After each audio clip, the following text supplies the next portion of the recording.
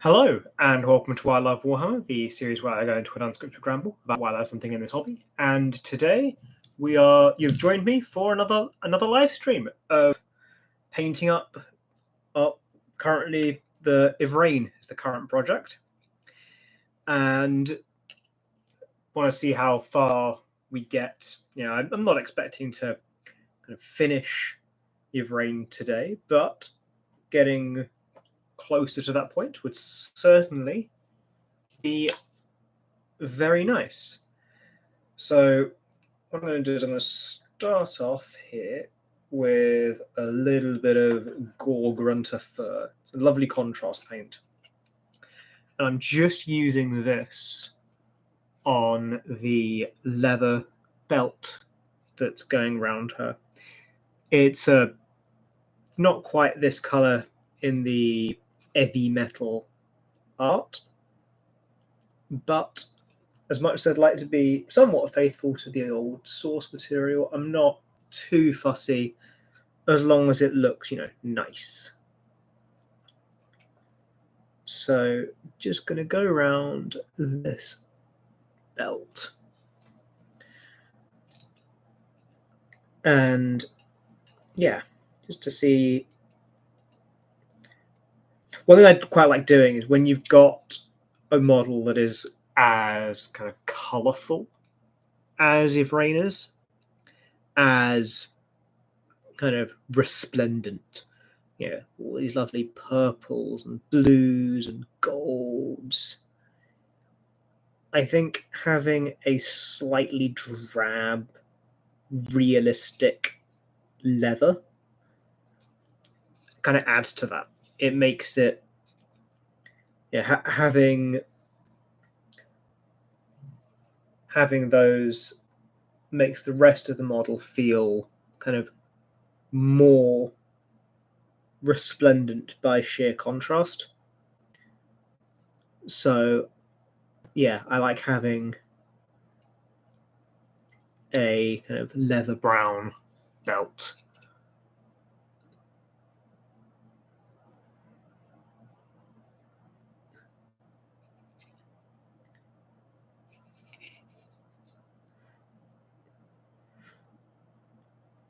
So the interesting thing from today, Warhammer-wise, was they released the balanced Dataslate.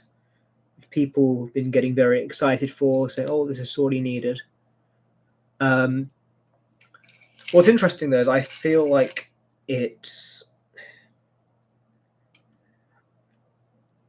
I just don't get to play enough to develop kind of super strong opinions about the balanced Dataslate. In 2023, so 2024, I am yet to play any games. Yet to play any. In 2023, I had a couple of games in February, couple of games in July, and I think I had I had one game of 40k and one game of Age of Sigmar it was April. So I think I've had a total. Oh, and that's the other thing. I don't actually remember if the games I had in February, I think those were actually kill teams. So I think I only had 3 games of 40k in the last 12 months. And that's why I don't talk about rules in the videos I do much, because I just don't have enough games to justify having a strong opinion about the rules. I can say things like, "Oh, I like this. I like the sounds of this new Necron rule," for example. But in a sense, it's a bit tricky to justify that, because if someone says, "Oh, well, I've played 600 games," or "Oh, I play," or even just I play 2 or 3 games a week, or even 1 game a week, and they then tell me that, yeah, that's not their experience, it doesn't work against X, Y, Z, I'm not really in a position to argue anything. I'm not, what can I say? Oh, yeah, I thought it sounded cool. So, like, I'll read the balance data slate, but I never have enough exposure to what it's trying to address. And the other thing is that I think that using tournaments is a weird, like, I get it, why they use tournament play to decide the balance, but I personally wouldn't go that route. I would be trying to get data from, where I'd get the data from would be local store managers. What I'd say, if I were in charge of the marketing machine, if I was in charge of, if I had sway in the rules team, I would ask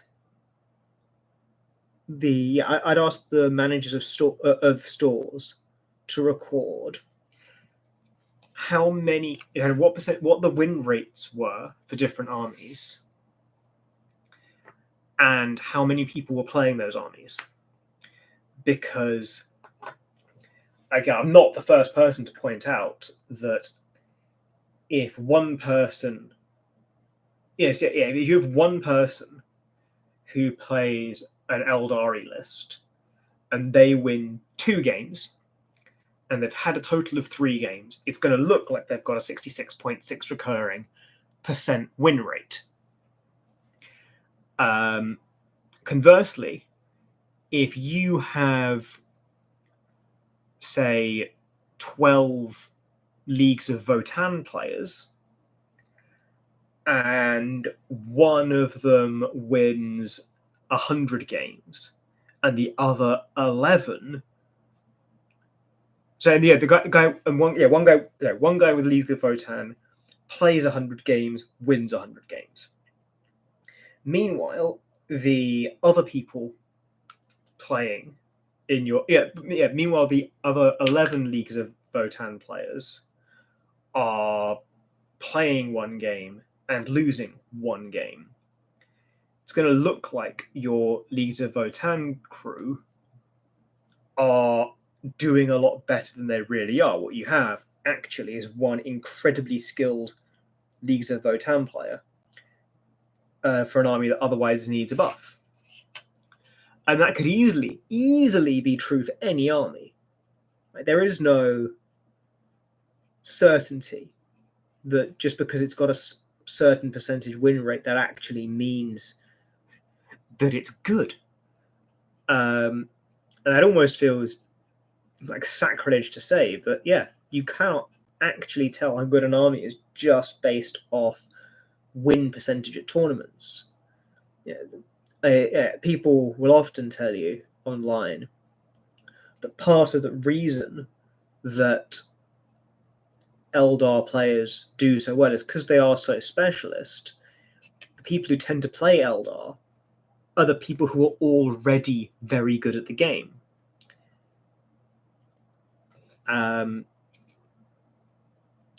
So stuff like that, I feel, needs to be taken into account before you start trying to apply balances to a lot of these things.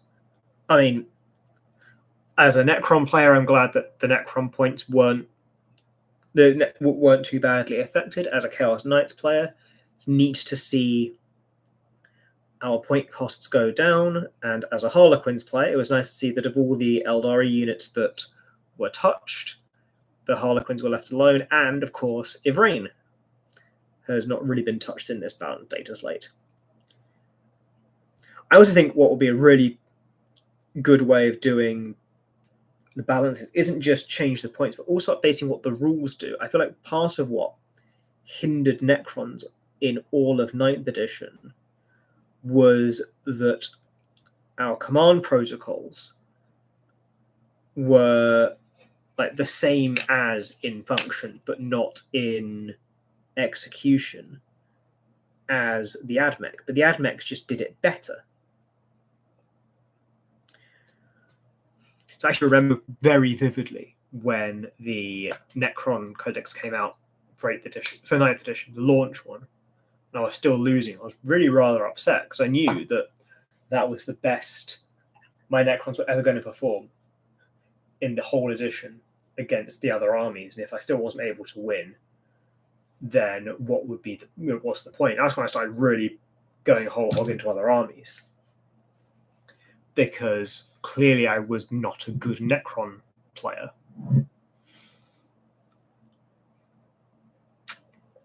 Just drinking some tea. For the hair, what I've done is, so on the website, the hair kind of goes from grey to black.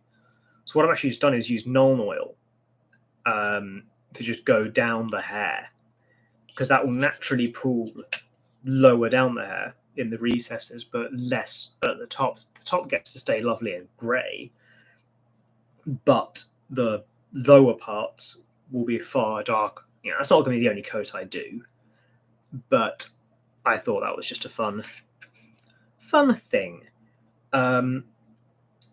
So next I'm going to get out this old Luxian purple, because one thing I did notice over the week, because these models, right, I keep my backlog on my desk. So that they're looking at me all the time. It means that if I want to do some painting, they're right there. And and it means that if I was ever on a call and someone says, because it did get asked once, like, oh, how many are painted? If I could say, oh, all my models are painted, except these, present 2, 3, 4, 5, 6, 7, 8, 9, except these 11, right? Then that's something, that's something I can say, and they're just right there in easy arm's reach. But because they're always looking at me. Because they're always looking at me, I do end up seeing blemishes I probably wouldn't have normally seen if I spent, say, 4 hours just getting the model to a point where I'd say, yeah, I'm happy with how this looks now. So I wanted to go over some of the bits that it looked like had been missed off from that purple layer.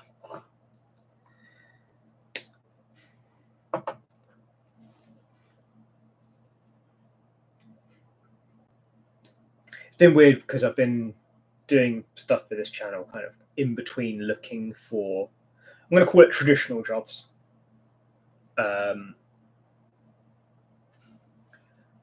And because of that, it means that it's always this weird balance to try and do where I'm trying to, I keep the channel stuff to kind of between a morning and evening job search, and then kind of everything else I use as and then these live streams are kind of a nice treat for me to do, on a Tuesday after I've done that stuff, So what I'm going to do for this is I'm going to do the gold detailing. I've often said that Warhammer models, one thing that makes them genuinely brilliant is that they're incredibly detailed, yes, but they make it easy for people to paint those details. So here's my technique. So what I do is I get my paint, the gold, just very lightly, just drag it over. And what that does is it gets the gold down, but because you're really not pressing hard, it's only on the absolute top layer, which is all that lovely, in my case, Night Lord's blue that's underneath, doesn't get touched.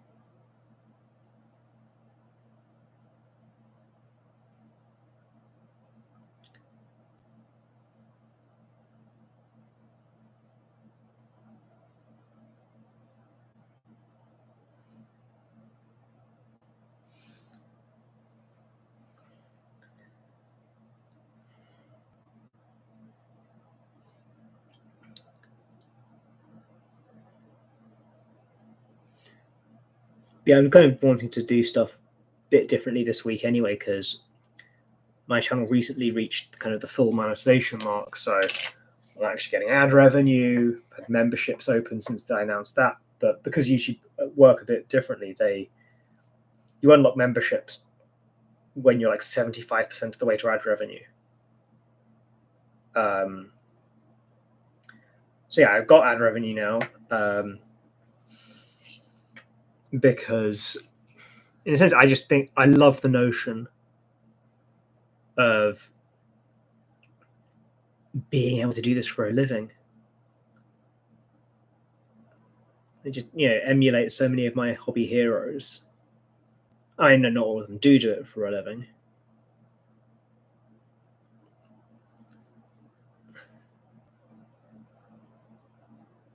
I mean, don't get me wrong. If I won the lottery,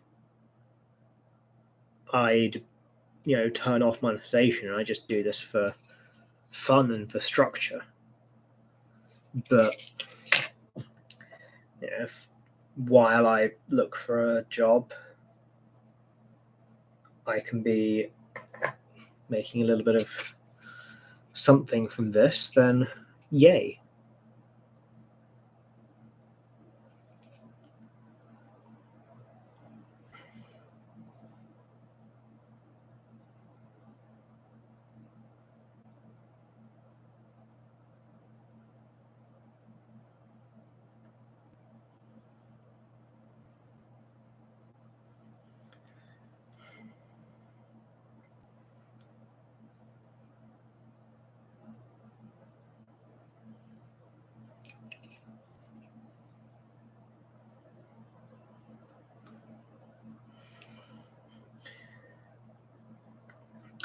Back to 40k tournaments, I think one thing that would be a huge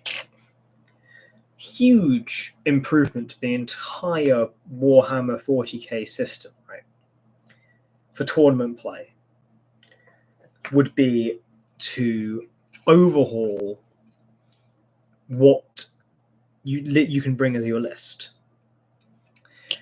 And I don't mean change force construction or anything like that. No. I mean, you build and balance the game around 1,000 point lists, right? This whole 2,000 point army, ditch it, throw it by the wayside. Halve the size of the games.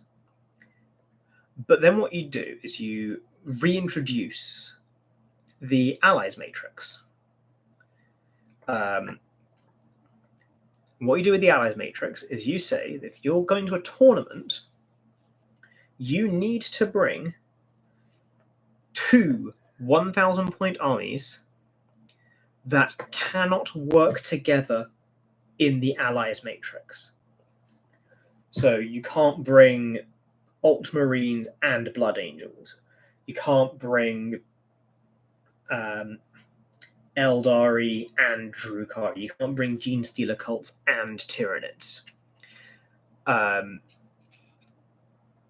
Because what that lets you do, but you could, for example, bring 2 1,000 point armies of orcs, because orcs will fight each other regardless of everything. If there's no one left for a good scrap, they'll scrap with each other, right? And by doing that, I think you also what that will help avoid meta chases, because it's no good just chasing after the next, the most recent big thing. You have to have been, because there's going to be more than one big thing. And there's precedence for this, right? This isn't just an abstract idea. Middle-earth do this. They say you have to bring 1 good and 1 evil army to a lot of events. And part of why I can get away with this is because the lists are smaller. Tournaments tend to run at like 800 points rather than 2,000. And I think what that would do is really encourage fluffier list building. And if you're encouraging fluffier list building, I think you get a far more narrative game, and you get a far more more narrative game and fluffier lists. You reduce meta chasing, and you force people to play multiple armies. But the benefit is, from a financial perspective, everyone has to now buy more than one army and more than one army book if they are doing tournament play. But you lower the barrier to entry for casual play. And the casual player can learn in a tournament rule set, but their goal, their ambition is to get 1,000 points, and then after that, they are now looking for the second army to kind of capitalize on it.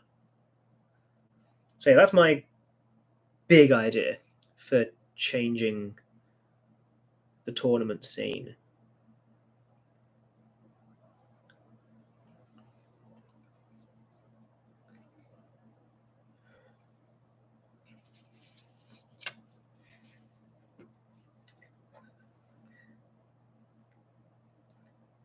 I remember in 9th edition they did this big survey, wargaming survey, and that's actually one of the things I suggested. You do 2 different 1,000 point lists rather than a 2,000 point list. I also think it'd be nice to see more variety in people. People always have more than one. And a lot of people do. I've heard some people say that they do just prefer how the game is balanced at 1,000 points to 2,000. Again, I feel like I don't actually play enough games to say that. But from a casual perspective, having 1,000 point game does mean you can get more games in for an evening. With the group I play with, when we do manage to get together, we play from like 6 p.m. to like 2.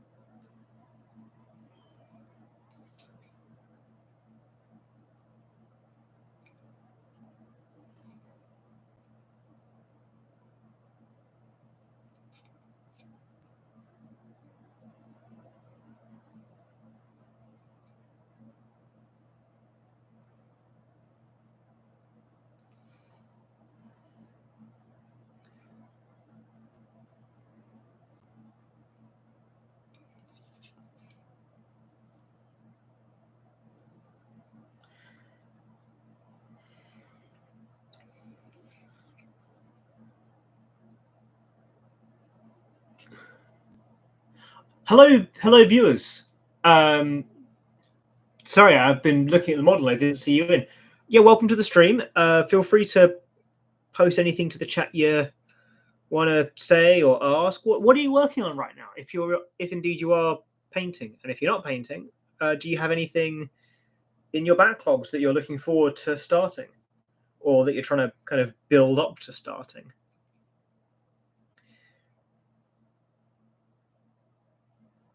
And hello, third person. Welcome to the stream. Really lovely to have you here. I'm here painting a Vrain and just chatting about everything and nothing, really. Yeah,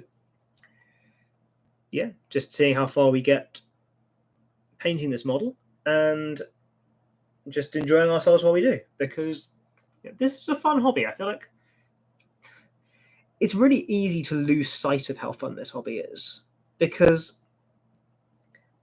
it's, we are here to enjoy ourselves. We're here for that community.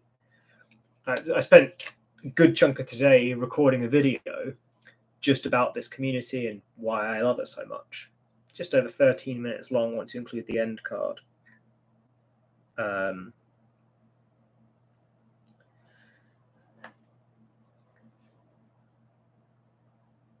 Because yeah, it's a really lovely little community we've got going on here. The people who know their stuff, they're really insightful. But also, we've got good memes as Warhammer players. Like, I know sometimes the memes can detract from the canon. To the point where I've looked up general kitten models from TTS. But honestly, it's lovely.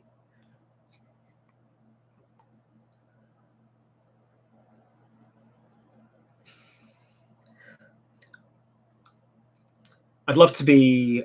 Don't know where I was going with that sentence.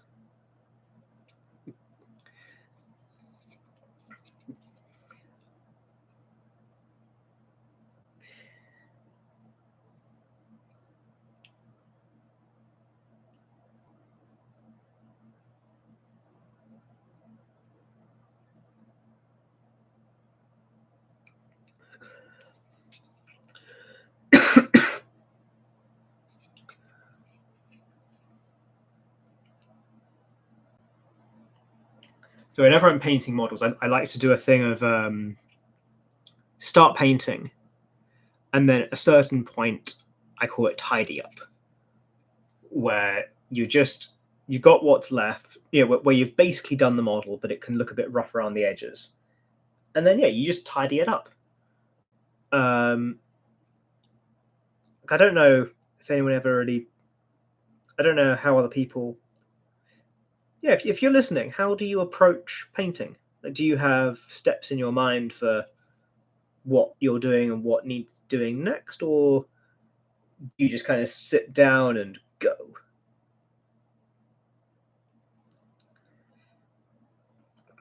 Because it's so interesting kind of trying to talk about stuff out loud while painting, that a lot of steps that you've been doing for potentially years, you've never really had a name for. That's just what you do. That's how you paint.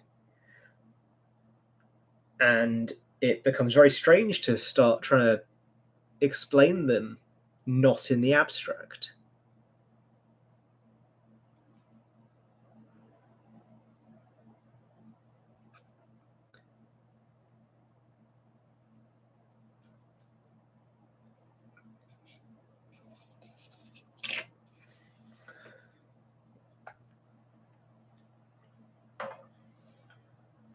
Gonna take a quick step back from doing gold, let that dry a bit. Next thing I'm going to do is some work on that sword.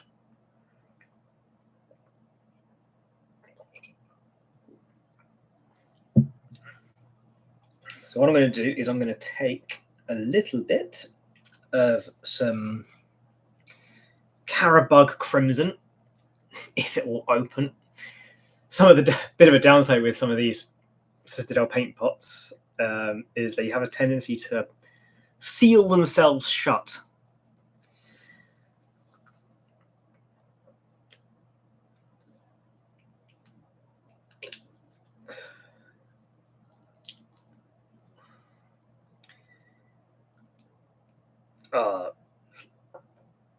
Don't know if you can see that on camera. There's a 60-second delay, so I don't know if I've shown it correctly.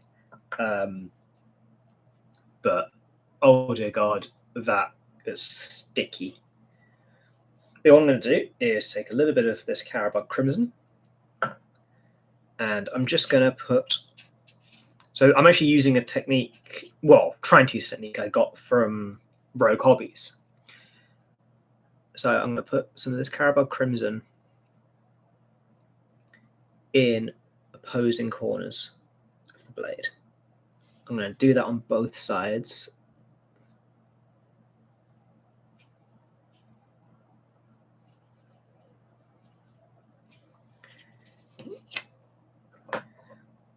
Then I'm going to do the same with this Drakenhof Nightshade.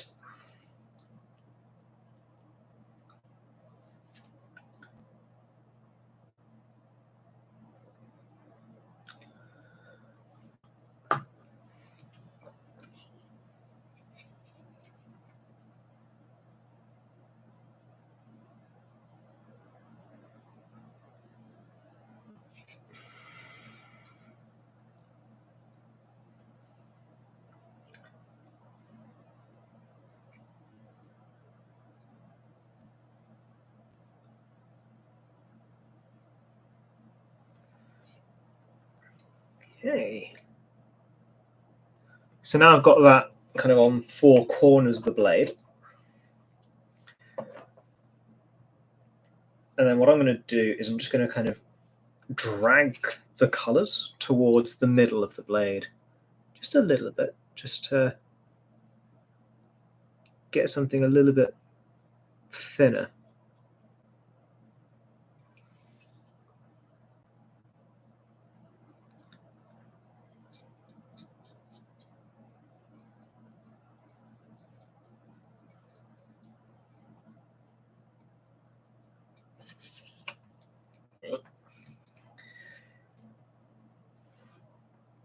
So that's going to be a bit of a base coloring down. I think what I'm going to do is I'm going to take some Runefang Steel. Your Golden Demon, not Runefang Steel, that's drying up. Got Iron Breaker here. And, your Golden Demon winners will plan out their models months in advance, year in advance, and they'll be. Actually, my Iron Breaker is completely dried up. Completely. Lead Belcher? Come on, Lead Belcher. Save me now. Okay, I've still got some Lead Belcher. Good times.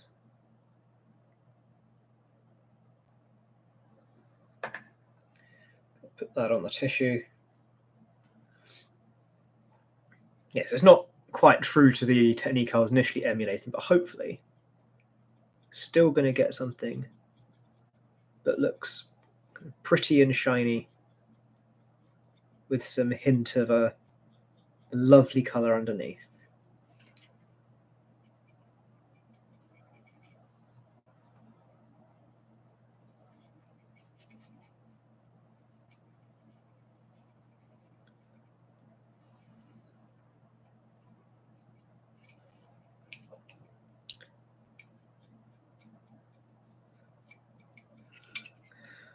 So actually being a lot more brutal here than I normally would be when doing dry brushing,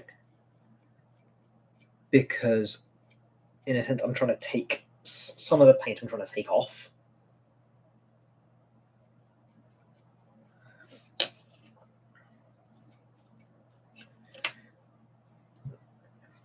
What I'll do now is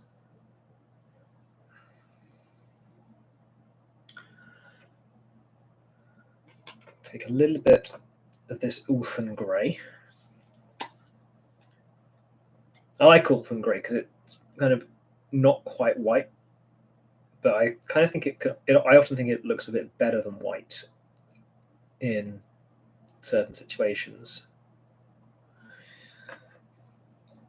And what I'm going to do, I'm just going to run this just as a thin line down the top of the blade, then down the bottom of the blade, and then just very thinly down that kind of corner edge of the blade.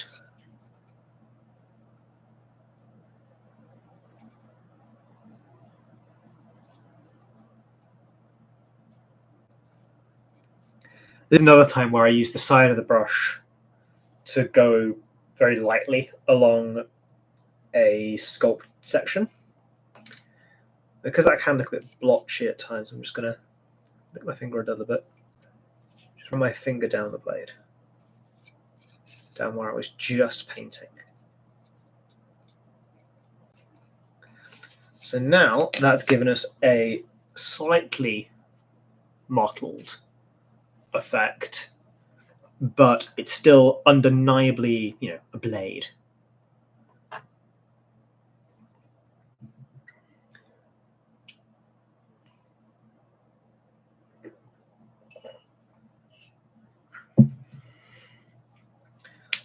So what I'm going to do is I'm going to get a different brush now. And I think I'm going to use silver again for this because there's not really enough silver on this model in my view. We've got very prominent golds, not the most prominent of silvers. I'm going to get a good amount of this on my brush. That's what it looks like. Get that ready to dry brush.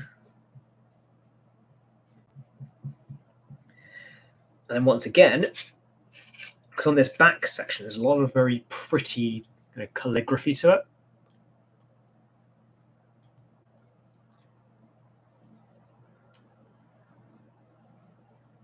Now you have it black in the official paint job image.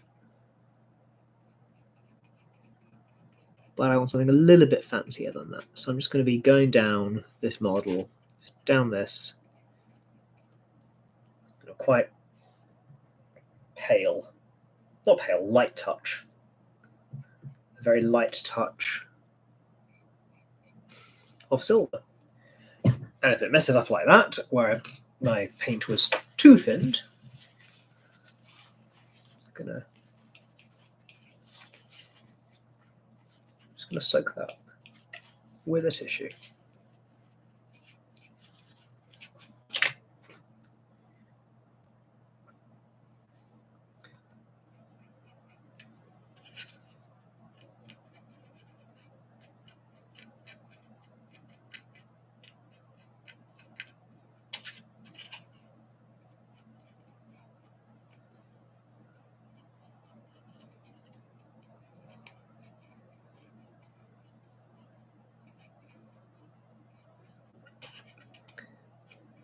So I'm not going to lie, that didn't work as planned, but it is not unsalvageable. So I'm just going a bit more into it now. Make sure I've covered all of the, make sure I've covered all of the sticky uppy bits.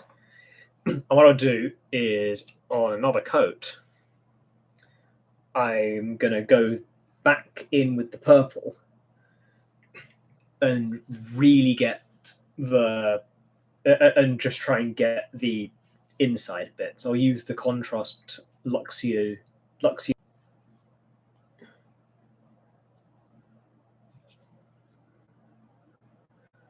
There we are. So yeah, I'm going to go back in with the oil, the Nuln oil on that hair.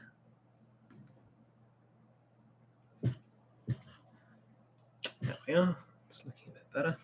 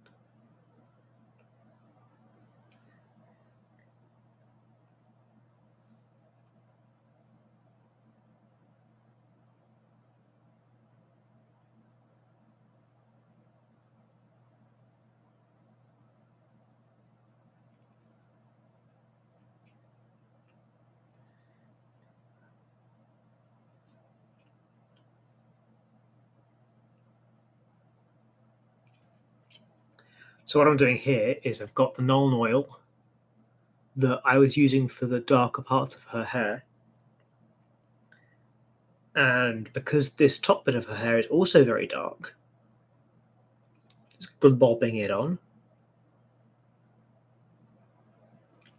And in doing that, I'm kind of forcing it to pool where it wouldn't naturally pool. Which means I get a lovely darker color out of it.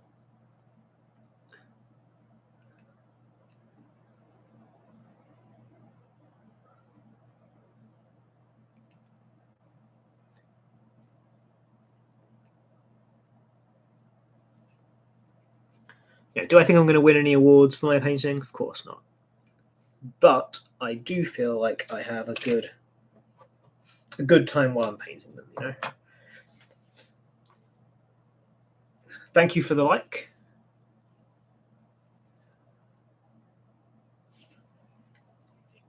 And thank you for sticking with me during the stream. It's been a ride.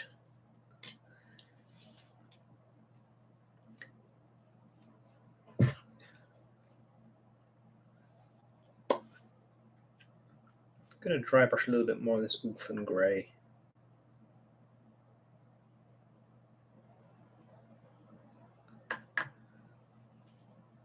Just for the tips of the spikes.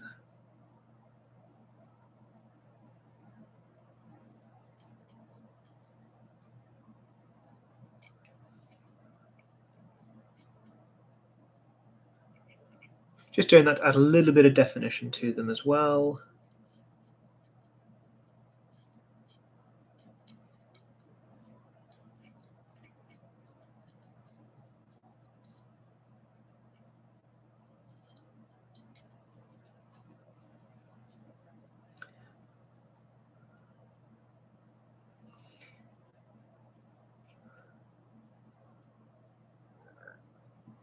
Okay, I think the next thing I need to do is to do the handle of the sword. We get the handle of the sword. What's left are details, including the soul stones. Because Ivrain's got a lot of soul stones on it. You don't notice it until you're holding it in your hands, just how many soul stones she's got. Going to be soul stones and tidy up. Yeah, so details including soul stones and tidy up once I have done the handle of the sword.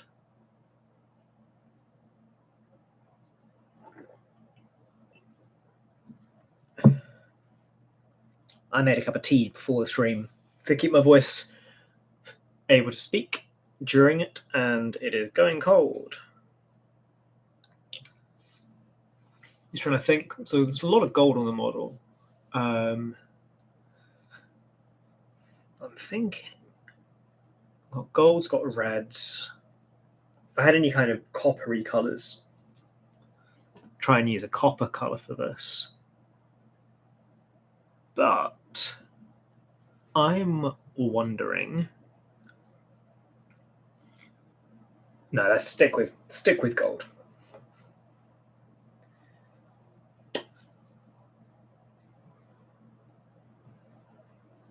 I'm going to get a different brush for it. Not the super fine brush I've been using for a lot of this video.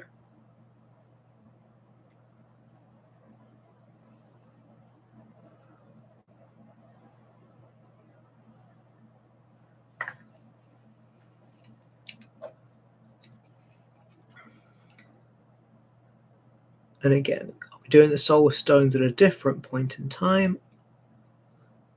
Just going to get the handle of this blade nice and gold. Non-metallic metals are very much the fashion, but I love metallic paint so much that, well, I'm not gonna practice non-metallic metals on a model like Ivrain. Let's put it that way. Ivrain deserves my favorites, basically.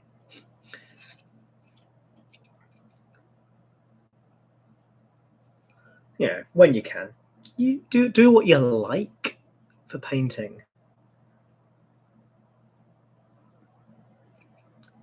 Which directly contradicts my advice for Space Marine armies.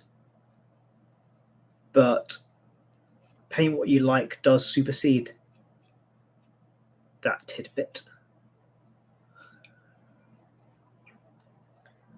I feel like the closest I've gotten to a genuine hate comment came from that video.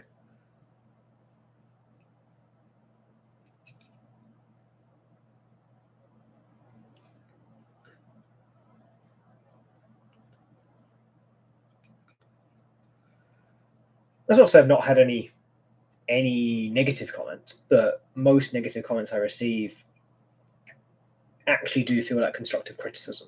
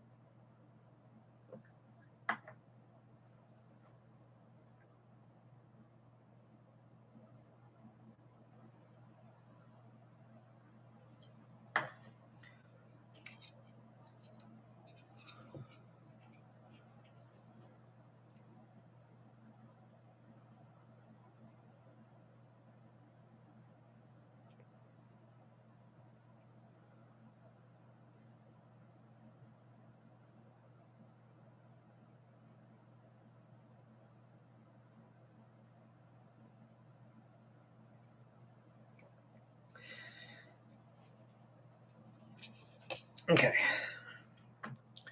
That's the handle of the sword painted up in a lovely gold.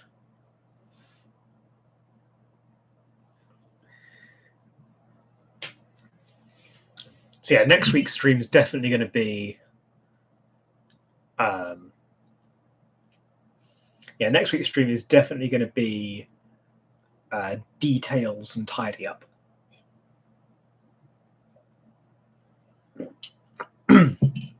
But what I can do to finish off today's stream is show you my favorite way of basing a model. So what I have here is the contrast paint orc flesh, right? And when you've done a zenithal coat on your base and painted, and that paint job might not be the tidiest in the world, what you have is a few different shades on your base. So I've already done the base rim.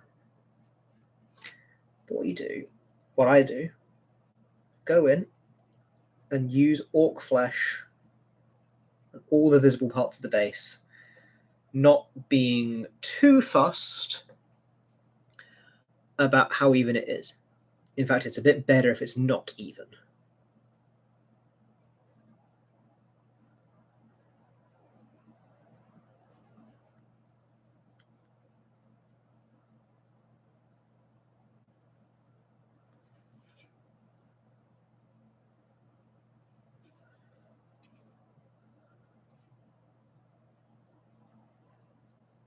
Again, do this before you do the tidy up stage as well, because you'll end up touching bits of the model which then will need tidying up. So yeah, covering the whole base in this orc flesh contrast. It doesn't just end there.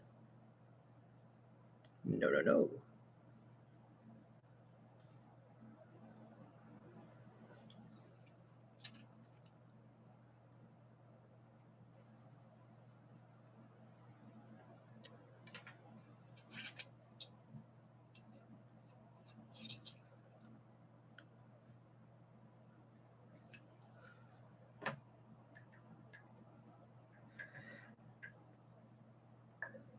Once you've gone around the whole model, the whole base in orc flesh,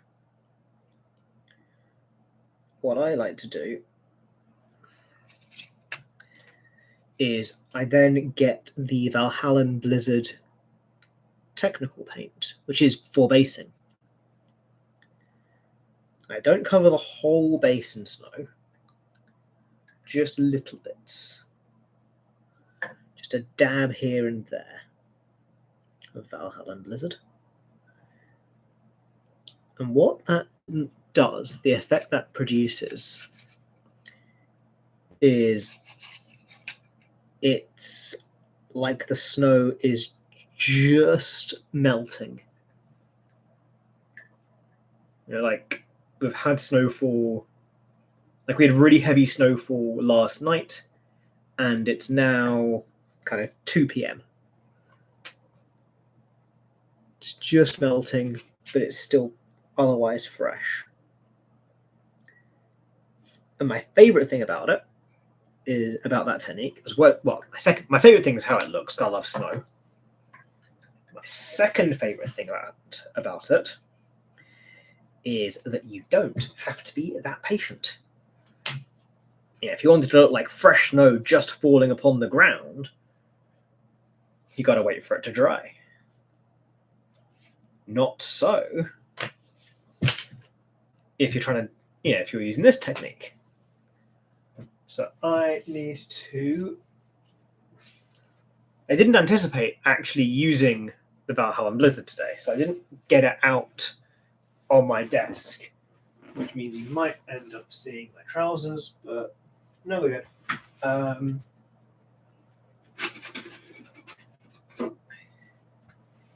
Here we are, technical paint, Valhallan